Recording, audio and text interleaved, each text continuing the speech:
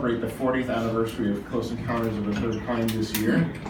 I'm currently putting the finishing touches on a brand new restored soundtrack release that's coming out soon, and so happens, thanks to Taylor, that I get to do this today with, as it turns out, 4 people that I've been in interview situations with before. First, let's bring out the author of a brand new, fantastic book called Close Encounters of the Third Kind, The Ultimate Visual History, Mr. Michael Klastering.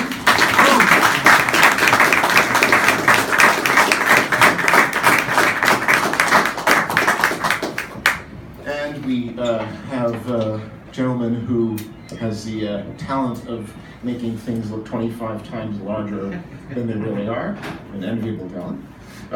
One of the great miniature effects artists ever, Mr. Greg Jean.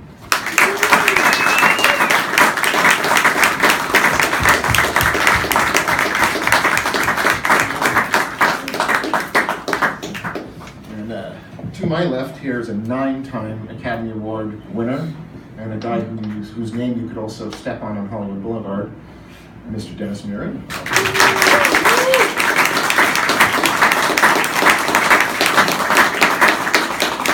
And the director of the visual effects photography for Close Encounters of the Third Kind, and we'll talk about his many other things, the wonderful, amazing Douglas Trumbull.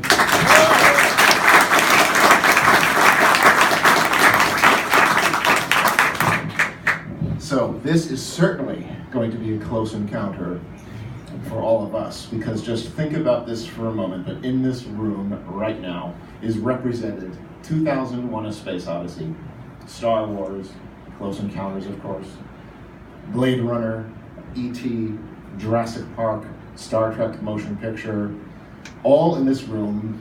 Probably the greatest visual effects movies of all time are represented, so this is indeed an honor, gentlemen.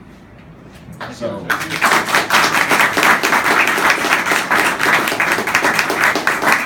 in a way, this all started with 2001: A Space Odyssey with Doug, directed, of course, by Stanley Kubrick in 1968.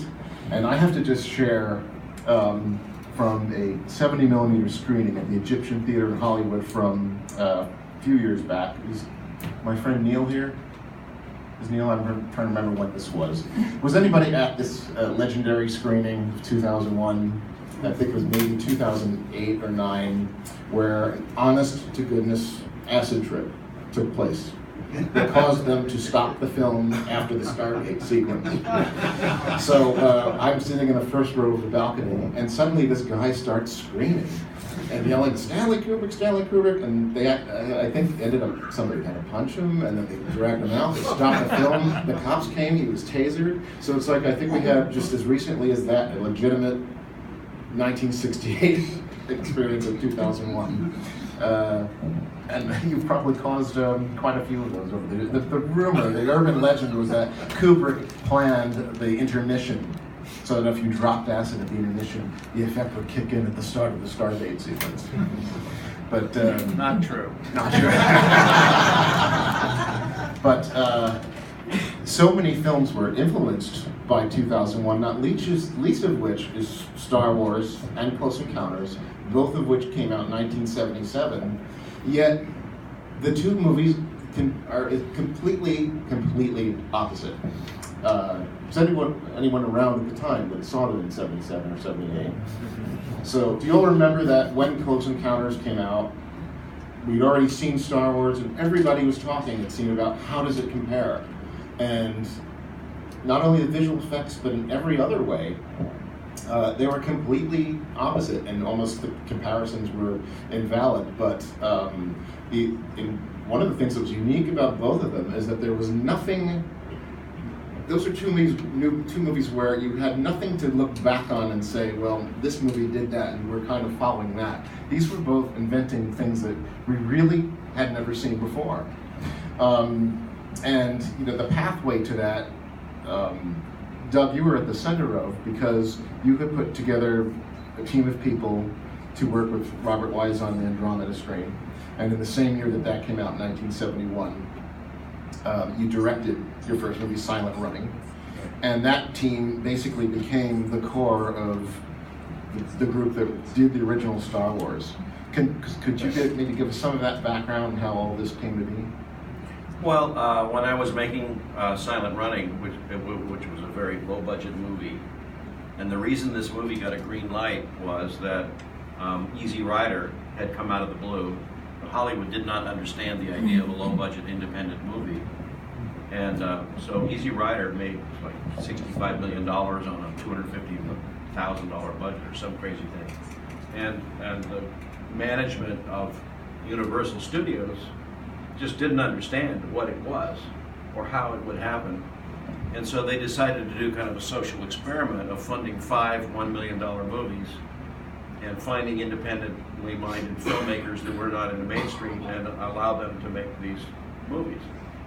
And Silent Running was one of those picked with, first time early directors, weird subject matter.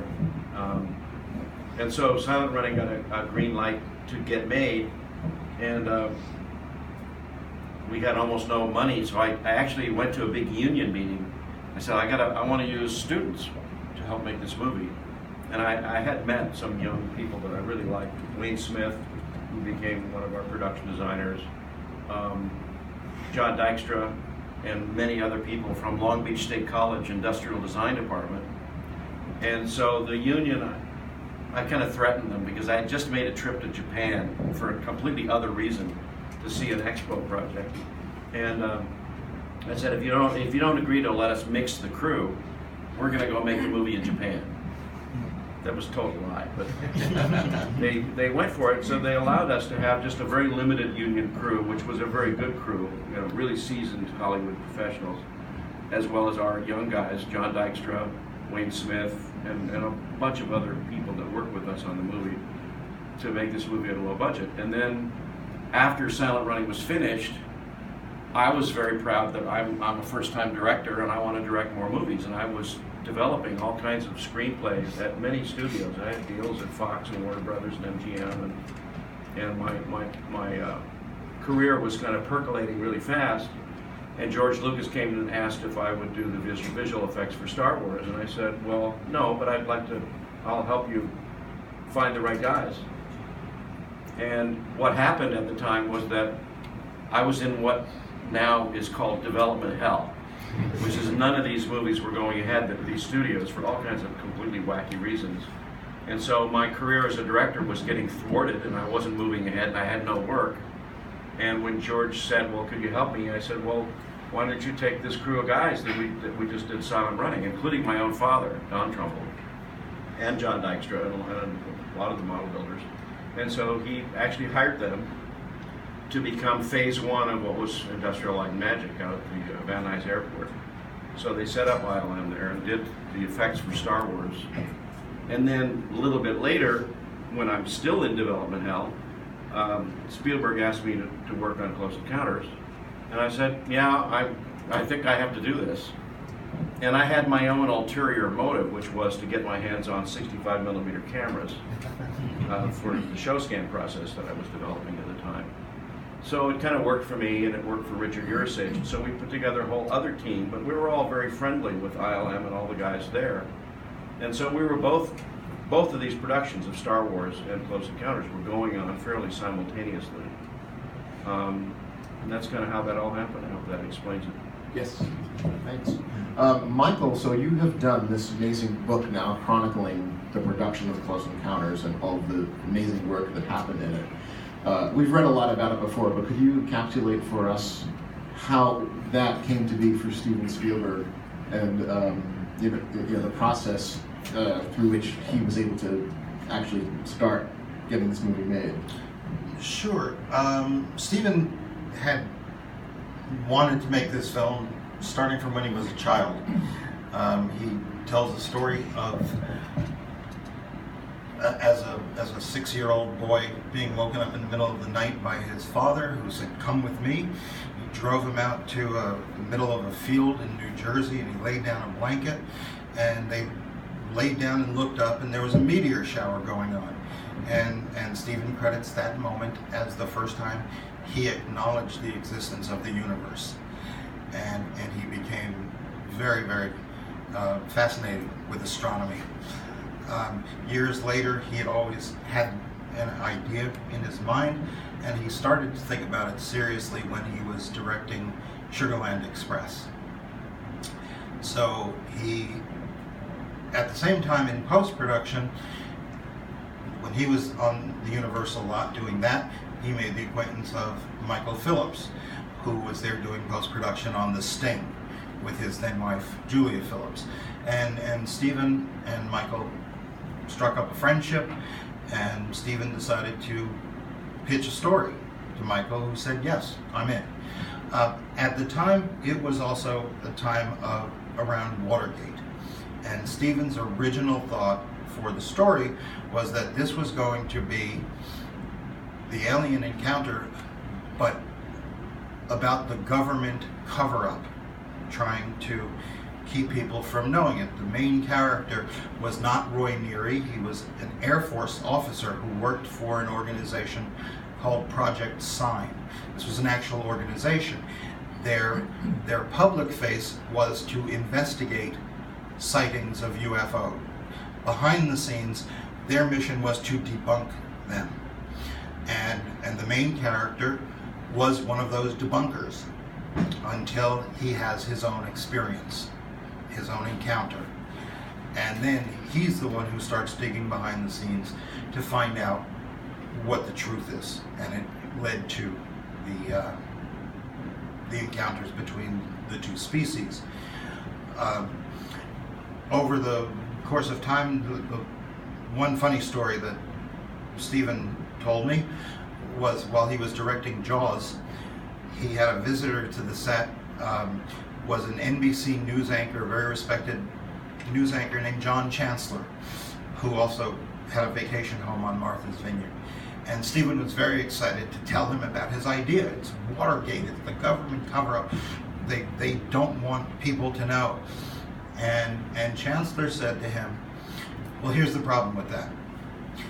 Don't you think if there was alien life on Earth that we could prove, that President Nixon wouldn't have given that up in a second to the media to divert away from the Watergate conspiracy and all his crimes? And, you know, Stephen said, that threw the biggest wet blanket on a movie that I hadn't directed yet. But happily, he got a towel, dried himself off, and, then it became the story of the common man in an uncommon, extraordinary series of events. So that's the basic beginnings of it. Well, you've touched on a number of points that I'd like to come back to, which actually relate to specifically the visual effects, but we should also mention the movie Firelight, which was a feature-length movie that he directed in the 60s. It's before he moved from Arizona. He was 16 years old. That was his first full-length feature, and it was about the lights in the skies and the mysterious disappearances of people and animals in this small little town. He made it for a budget of $500. He rented out a theater for one night. It made $600. So he was into profit on his first movie. Well, when we see clips of that, which exist, and I'm told that there's still one reel missing, but they managed to piece it together, you see his approach, even though accomplished very crudely, to these colorful lights in the sky that were even different from every flying saucer picture that had been done in the 50s and 60s. He had a unique idea in mind of what things in the sky should look like. So it's interesting to just contemplate, where did something like that come from, do you think? Does it all go back to that meteor shower? It does. I mean, Stephen's very, very clear on that the stories that started to come into his mind, and he was also a very big science fiction fan. And one of those movies that he quoted as one, or cited as one of his favorites, was The Day the Earth Stood Still. But the difference was that in Stephen's mind, he didn't believe that an alien civilization would come all this way to destroy. All of the movies in the 40s, 50s, and 60s, when it involved aliens, they were conquerors, marauders, invaders. They were all here to either kill us or enslave us, and none of them had any benign creatures that wanted to have an exchange with us on an intellectual level. And you know, there was, if I remember correctly, the possibility that Mr. Kubrick had wanted to present aliens in 2001, but wasn't able to, or decided not to, you know, whatever was the case. So this was truly the first story that told, you know, of this momentous occasion, and it told it in a very believable and honest way. Well, you all know about the J. Allen Hynek connection. Who was the advisor on Close Encounters, and Yeah, and there's I'll tell you some bits and pieces of what I have heard. I don't know if any of these stories are true. I have no way to verify any of this, but the J. Allen Hynek, who was this UFO researcher who was really hired by the government to debunk UFOs, was getting such interesting and provocative information from their files or from the experiences of reports that he turned and decided that he thought the whole phenomenon was absolutely quite real and quite deeply important. And so he had some influence on Stephen, had written books about the subject matter and everything. And that's where the title Close Encounters comes from, is from J. Allen Hynek. Right, he coined the terminology of those three different types of encounters. And in fact, I think the script that was the one that Paul Schrader was asked to write was kind of a fictionalized version of Hynek, right? About this guy that had a government job and then had an experience, and it changed his... The version that Mr. Schrader turned in was, you know, so far in the opposite direction of what Stephen had in mind. But Doug is correct, and that Dr. Hynek was originally a debunker with Project Sign, and he, in all of the cases that he looked at, he said yes, a lot of them were false, obviously, or they could be disproved, but there was a certain percentage that there was no explanation for, that they looked in every corner, every way, they looked at it, examined it, and they could not explain it. And that was the beginning of him becoming a believer.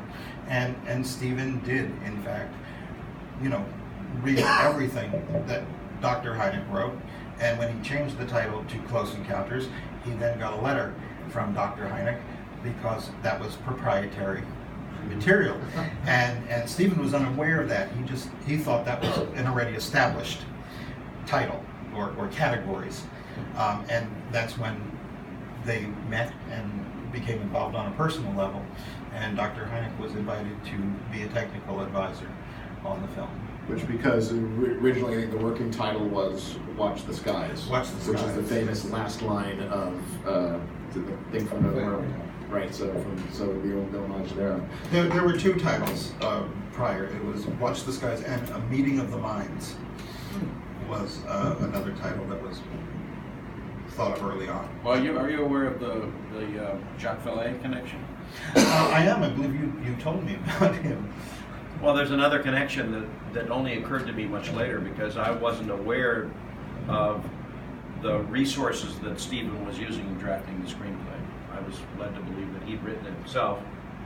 And so one of the key characters is played by Francois Truffaut, who plays Lacombe, who is the French UFO researcher that's come to the United States to be part of this event. And I never thought much about it at the time, until many, many years later. I was working with J. Allen Hynek's son, Joel Hynek, who's a visual effects guy. And we were working on a project at my studio in Massachusetts. And Joel said, well, you know, I'd like to tell you a little bit of the history of my father, because there's another connection that you should be aware of, which is Jacques Vallée. I said, okay, who's he? He says, well, he's the real Lacombe. and that Jacques Vallée had been researching the whole UFO phenomena all of his life, that Jacques Vallée had seen a UFO in his backyard in the suburb of Paris when he was 11 years old. It was corroborated by a next door neighbor, kid friend of his, and it just utterly changed his life because it was so undeniably real that Jacques Vallée became obsessed with UFOs and trying to figure out what this whole thing was. And so he was writing books about UFO stories that were being reported by people of being abducted or encountering a mothership or various kinds of craft and beings and grays and everything. And had written many books about it. So the link was Jacques Vallée, and I asked Joel, so, well, can you tell me how to get in touch with Jacques Vallée? And I want to meet him. So I did. I made it my job to meet Jacques Vallée in San Francisco. He's a Silicon Valley venture capital high-tech guy, but his avocation is UFO research. And Jacques said, well, I had written all the books that Steven Spielberg was reading before he wrote the screenplay.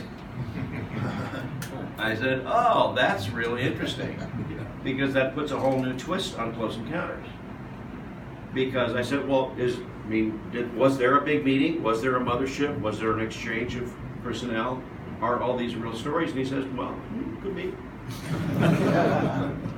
So that was when the whole thing switched in my mind, that Close Encounters is not entirely fictional.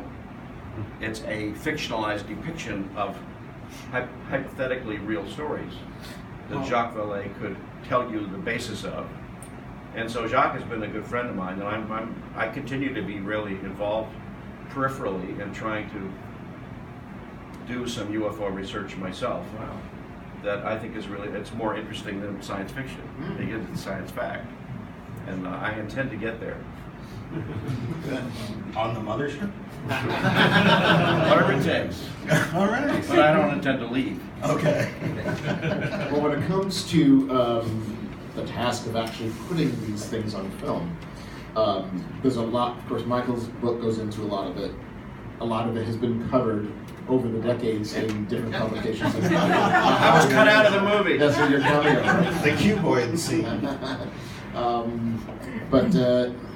What we maybe don't get a lot of that I'd like to hear from you guys is, as I said, you had nothing to look back on, is that this has been done before, so we're kind of following the footsteps of something with either Close Encounters or Star Wars. Now, your place was set up, is it Marina Del Rey is where you worked? Yes. Okay, and then ILM was here in the Valley in Van Nuys. But at the time, to have latest technology in an average home probably meant that you had push-button telephone, maybe a color television. But you guys were suddenly coming into this and having to use the technology to create these amazing movies that we just now take for granted, and we're now in a place where everybody's kind of got special effects on their laptop and can just do things, just by almost thinking about them. But the technical things aside, what was the group of people like? And Dennis, what was it like to come into ILM in 1976? What was that, who were these guys? What were their backgrounds? What was it just like to be among them? I have no idea. I'd seen 2001 when it came out, and I actually come from what I always call the King Kong school in LA, of guys that grew up on Kong and stop motion and miniatures and the Lideckers and all. I knew nothing about the technology at all. And at Cascade, when we worked, we couldn't even buy another camera. We couldn't even buy a motor. Money would be there. So you just use the same tools over and over again. So you see 2001, and it's like, what the heck am I looking at? We had no idea. And some friends of mine said, well, I think there's some motors going on here, and slits or something, and I just didn't comprehend it. But I got real curious about it. And when I heard that George was doing this, Star Wars, and I liked his film so much, and it was being done in the Valley, I said, here's a chance. I didn't know anybody opposite, but I met John, and just once or so, and I said, I wonder if I'd try to get on this film. So I walked into not knowing anybody or not knowing anything about the tool set. But what John saw in me was someone who understood slow photography, stop motion photography, whatever, like that trick, running film backwards, all the old traditional techniques, and he thought that I could learn quickly the motion control stuff and actually visualize in advance what we had in mind. And he was right, that was really easy to me. And it was hard to learn how to use the equipment. But it was fascinating. And all the time I'm thinking, there's other ways to do this. We could do this faster. You know, sliding it down on wires and stuff that Greg Gene and I had done in other shows, the old-fashioned way, and but it was taking forever. Oh God!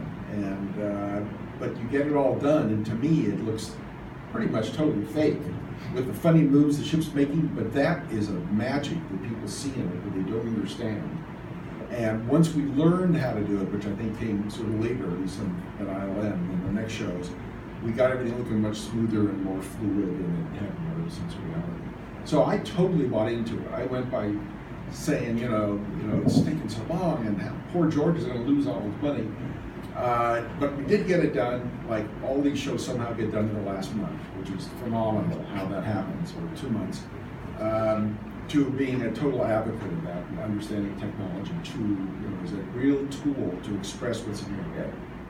Well, take me about, tell me about the people. So if we could just go back in time right now to that place in Van Nuys in 1976, what would we see? Who would we be? Well, you'd see, like Doug said, you'd see a lot of guys from Long Beach State who were in the industrial design department, from George on down. Grant McCune, I think, was there. A lot of the model makers were there. Joe Johnston had been there. And they really hadn't worked on very many films. Maybe some had worked on Silent Running, and maybe, and others had never been in a film or anything before. A couple of them had, so there was something there, but it was totally, no experience in it. But there was this motivation to get this thing done and to lay it out like as a project with different departments doing it, and it's going to go from this to that to that to that, and we have to staff up each department. And instead of everything being made the way Greg would make it, one at a time detailed models, there were molds being made, and you'd crank out 12, X-Wings out of this one mold, and it's like, what the heck is this?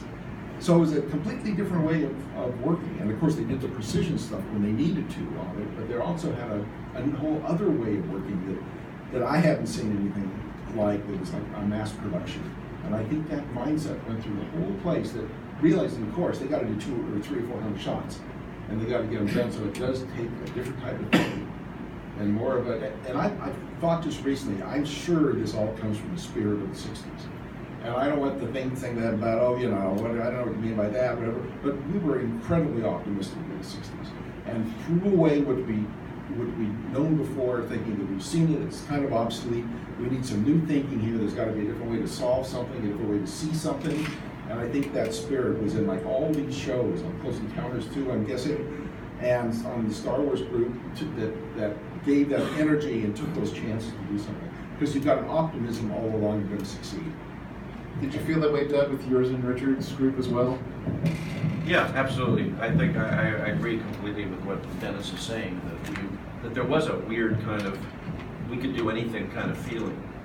And we were at a time when all kinds of new technologies were emerging almost every day. It just, like, one of the biggest breakthroughs that I was so excited about was pulse motors, digital stepper motors that could do controlled motion at any speed you wanted. And I started pioneering that at my company even before I did Silent Running. And I found out about these stepper motors from my father-in-law. And I said, well, what's that? He said, well, it's a motor that you can control digitally with a signal. And I went down to some place downtown LA and bought a motor and bought a driver and car battery and some resistors. And then my guy I was working with at the time, Jamie Short, his brother Bill Short, did the shark for Jaws. He was a young kind of electronics wizard, really very talented guy. We figured out how to record square wave sound pulses on a 4-track tape recorder and play these pulses into these motors so that we could control the motor and actually play the tape again and repeat the loop again and again.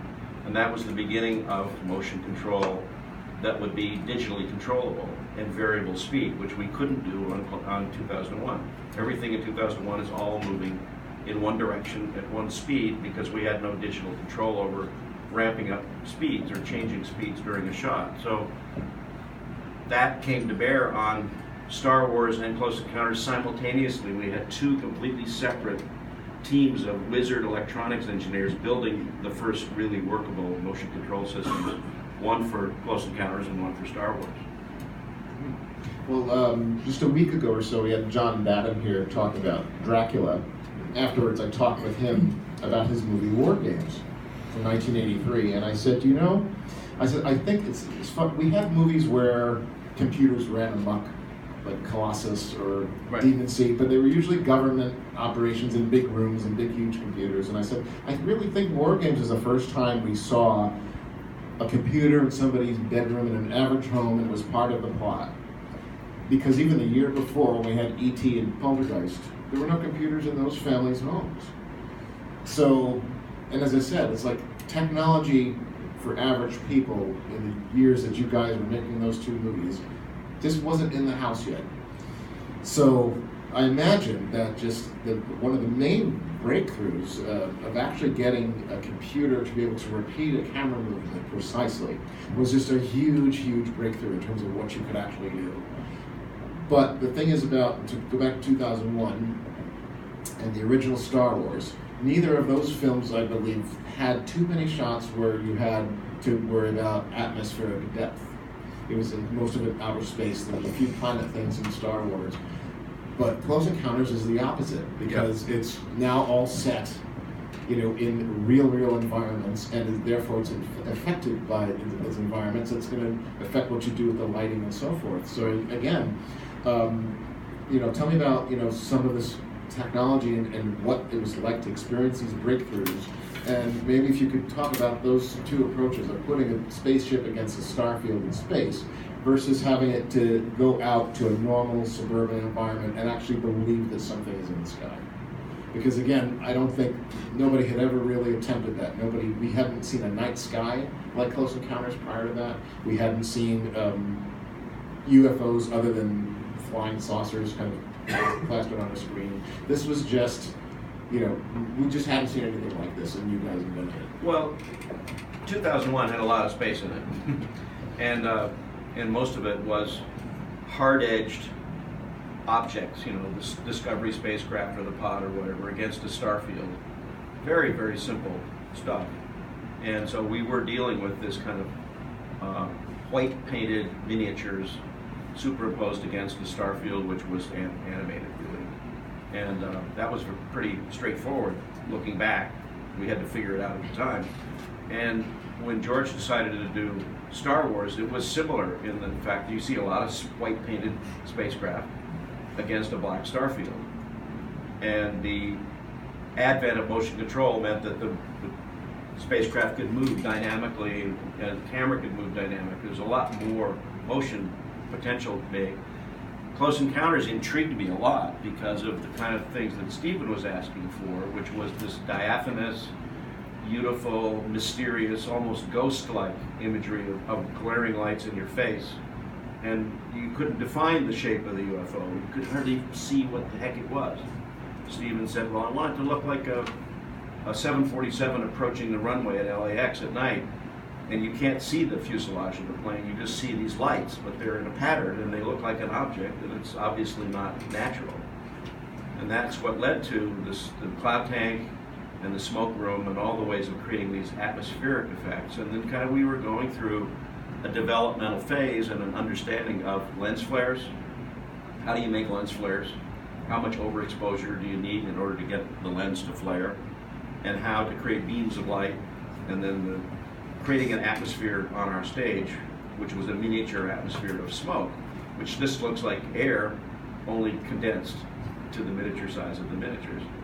And Dennis had I think one of the best jobs on the whole show, which was shooting the mothership, which was based entirely on that idea taken to an extreme. And Greg built this miniature, and it was all based on this idea of a dense smoke atmosphere to create scale. So you're basically taking the atmosphere, like an LA atmosphere. You say, well, you're here in Burbank, and if you're looking at the mountains 5 miles away, there's kind of what we call aerial perspective of the atmosphere that creates a scale. Well, I know that. It looks like it's about 5 miles away. Well, you're taking that entire atmosphere and condensing it to 8 feet instead of 8 miles. And then you have to make the atmosphere denser, which was how we do it with smoke. And then the whole idea of what Greg was building for the mothership was based on tests that we did to show that if you put these lights, these lit objects, the mothership was lit up by itself. It was an illuminated object from inside. There's no key light or fill light on the mothership. And, except there was, but primarily it lit itself up, and it was the smoke that made it look so spectacularly huge, like a whole city, when it was only, what, 6 feet in diameter? You're going to talk about the mothership Yeah, before we're finished here, Greg. Yeah, we don't remember anything. Oh, yes, you do.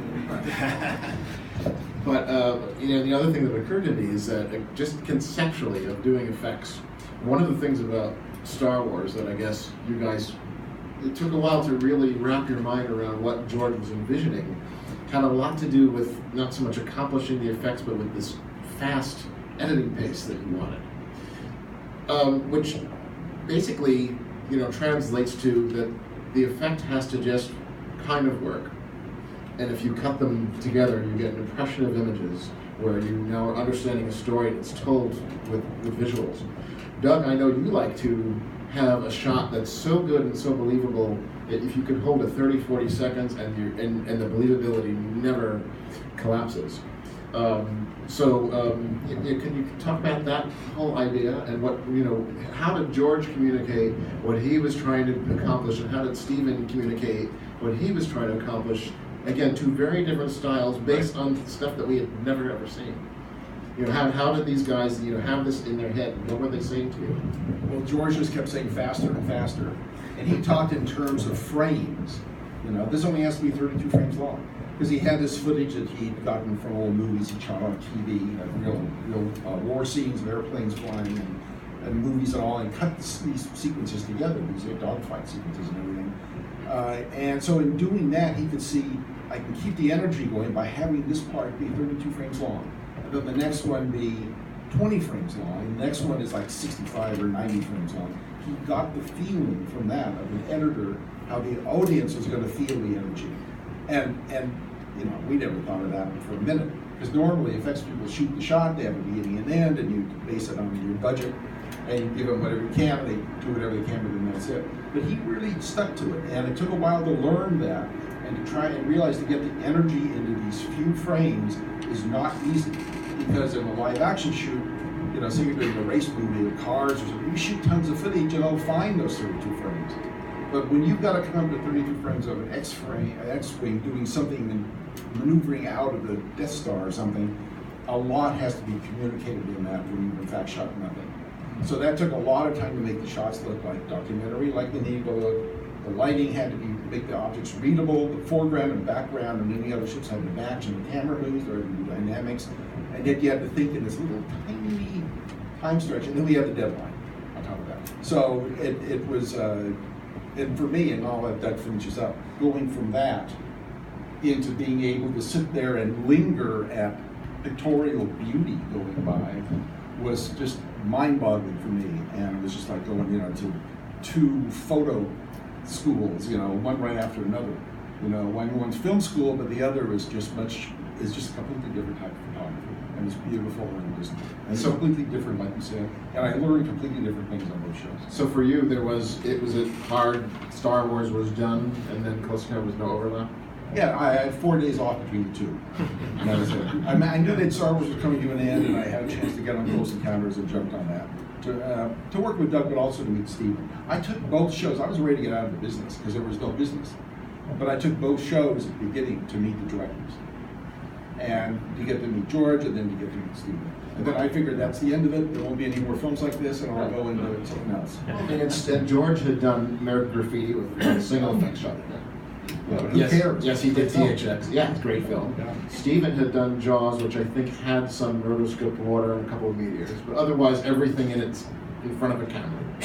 Every moment with the shark is either the mechanical shark or real shark photography. And then he has this vision of this thing, that we really, if you had just seen Dougal and the Sugar Land Express and Jaws, you didn't necessarily see Close Encounters coming from Steven, yet he had this in his head, and then had to try to communicate what he wanted and how this needed to look.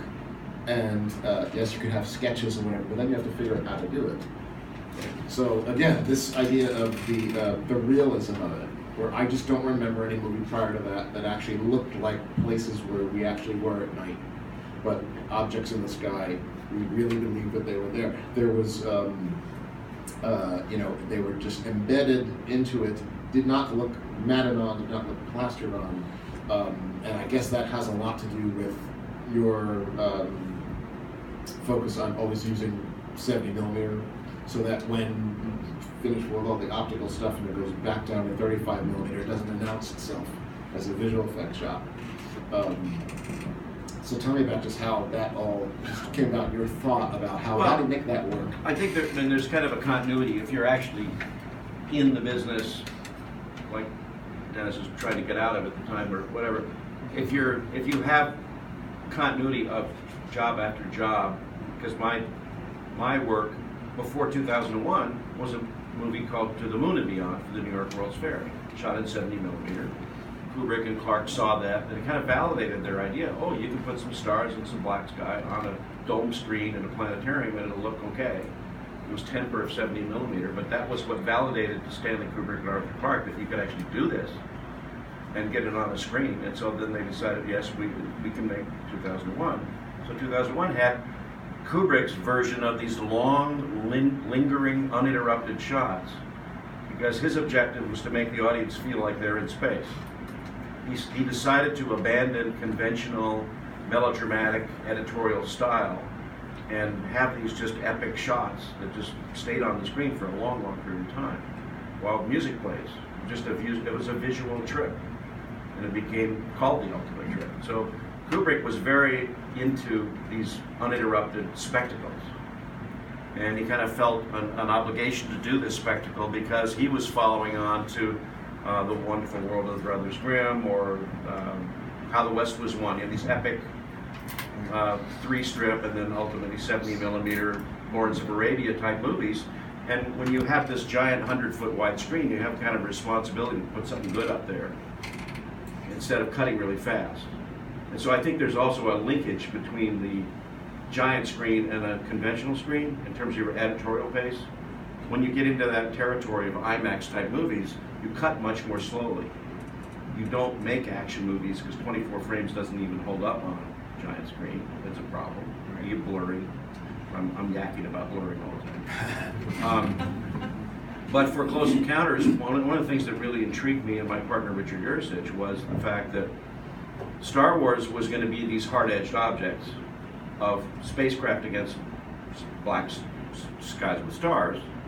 And you can use what's called traditional traveling matte. You could use blue screen, or you could use a cutout, or you could use a high contrast matte, or any number of the ways that Dennis could tell you about it better than I could.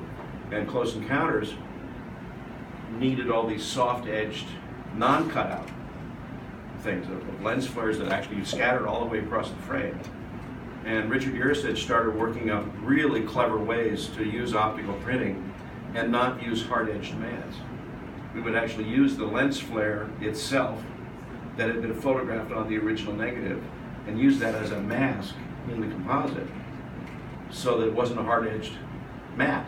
It was a matte. It was a mask of itself that had this kind of continuing diaphanous quality to it. And it was a whole technique that he worked out with the guys on the optical printer to create composites that still retain softness and that blurry, mysterious, almost spiritual kind of looking at ghosts in the sky kind of thing rather than objects. I'll have you just chime in about lens flares, because in sort of what they teach you in photography is that you position your camera to avoid lens flares.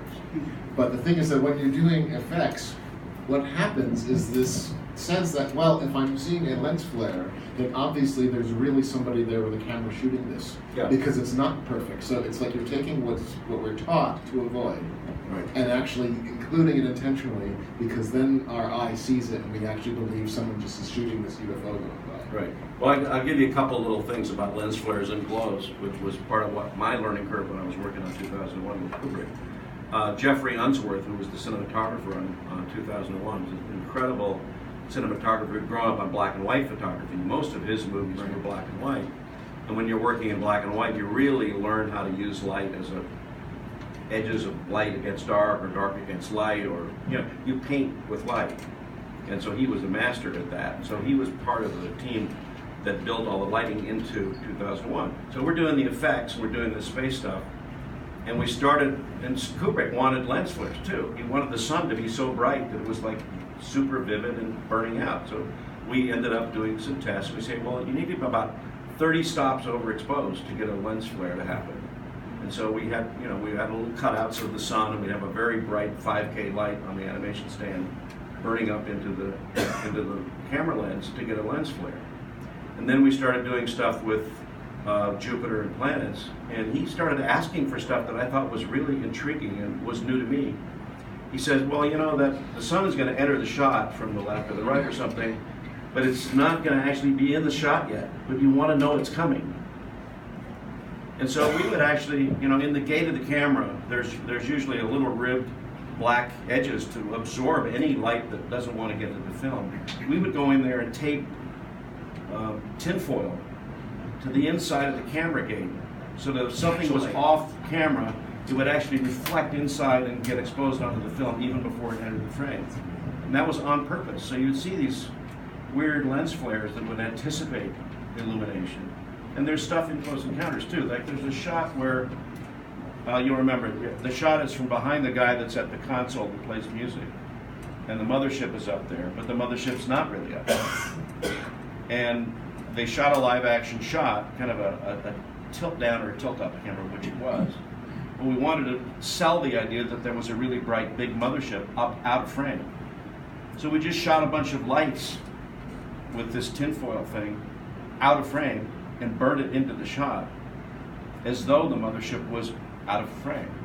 And it works really great. And we actually moved on it so that the lens flares shifted during the tilt down. And there's a bunch of those shots. In this movie, there's extra lens flares that we added with lights off camera, just to sell the idea that there was some really brilliantly illuminated thing just out of frame. Before we talk about the mothership model and the other miniatures, Michael, could you tell us about some of the concept artists that Steven engaged and what they did to actually try to illustrate some of these ideas about what things would look like in this movie? Well, there was the main artist, starting from the beginning, was George? Barbari? No. Oh my God. George Jensen? George Jensen. Jensen, yeah. I'm sorry. Yeah. And George basically read the script and he talked to Steven, and he came up with these works of art that, and not only, as many production artists do, they'll do black and white sketches and hand them over. George did paintings. He did full-on paintings that really helped Steven in terms of the way he plotted the shot, and I would imagine helped you guys. Absolutely, yeah. In terms of the way it was shot and the effects. They were absolutely brilliant works of art, and I'm thrilled that I have so many of them in the book. But that was truly, he was the first guy there, and he also worked with Joe Alves, the production designer, in all of the stuff at Devil's Tower. And then the Box Canyon, the landing site, as it were. And we have a lot of great stuff of scenes that unfortunately were not able to be done. One of them being the cuboid sequence, which was Doug's lost cameo. But if anybody defined or could sell what Star Wars was originally going to look like, it was Ralph McQuarrie with his portfolio of amazing paintings, and then he came over to do the main mothership concept painting. Is that correct? Yes, correct. Because that was done technically in post-production. During the entire shoot, Steven still didn't know what his mothership was going to look like. He had some ideas. The first one was that you really didn't see the mothership very much. It came across the sky as a very dark object. Something so black it would blotting blot out the stars, the skies. right? So, and Yeah. consequently, the principal photography stuff has shadows moving over people. Does it bother you when you see that it's this illuminated object of a mothership? No, but I think that's the magic of movies. That it sells the idea of some big object looming into the shot. So that shadow actually works in the context of it actually being very bright at the same time. And I think And that's we were consciously aware of that when we were shooting, because I was also building these weird reflectors. I built this big, like 4x8 sheet of plywood with 1 million pieces of broken mirrors on it to try to refract light onto Neary, to Richard Dreyfuss and other actors in some of the shots where they're looking up. There was all kinds of light on their faces and colored gels and stuff. So we were simultaneously aware of it being bright and creating a shadow at the same time. It's like the shadow of the moon or something. That's the kind of license you can take in movies. Right. It sells an idea. And I thought it was really beautiful. And Vilmos, he and his guys did a great job. So was it this Macquarie painting that we've seen a lot? That basically was the basis for now building this thing? This mothership model? And how would you decide? Greg is going to talk now. Yeah. How would you decide? How would you decide like the scale, the size, and and what to use? I frankly don't remember seeing many drawings of the mothership. I think there was something that Ralph did, but I remember I made a little maquette about this big, out of wood, wire, and spires on it, and that's sort of what everybody said, okay, go ahead and do that. But there was no real blueprint drawing of anything, we just sort of went with that. So That was the second mothership. The first mothership we built was that, 4 or 5 foot cone that was glossy black that was split down the middle. And we started that and we never finished it. Well, good. Stephen had these illustrations that, what's his name? The illustrator? That George Jensen had done. And had painted this object that kind of looked like a kazoo. Kind of a weird old oblong thing with a circular gizmo on it. It looked exactly like a kazoo. I said, well, I don't think that's going to sell. And I think one of the funniest first stories was when I first came on the movie, before I got hired to come on the movie, they were already experimenting with UFOs and motherships on a stage using the old 1950s technique that Dennis was talking about. They had neon illuminated disc-shaped objects on wires flying through smoke on a stage. And that's exactly what it looked like. It was kind of wobbly. It was really B-movie crap that they were working on. See, that's why I had to get out of the business. That's the best you could do with that stuff. And it was not any good. Yeah, so that was when Stephen realized, well, we got to go a complete major step beyond this, or this movie is going to be not very good looking. And we had to find a completely different way. And there was another period where he wanted to try to get his feet wet with the whole idea of computer generated stuff.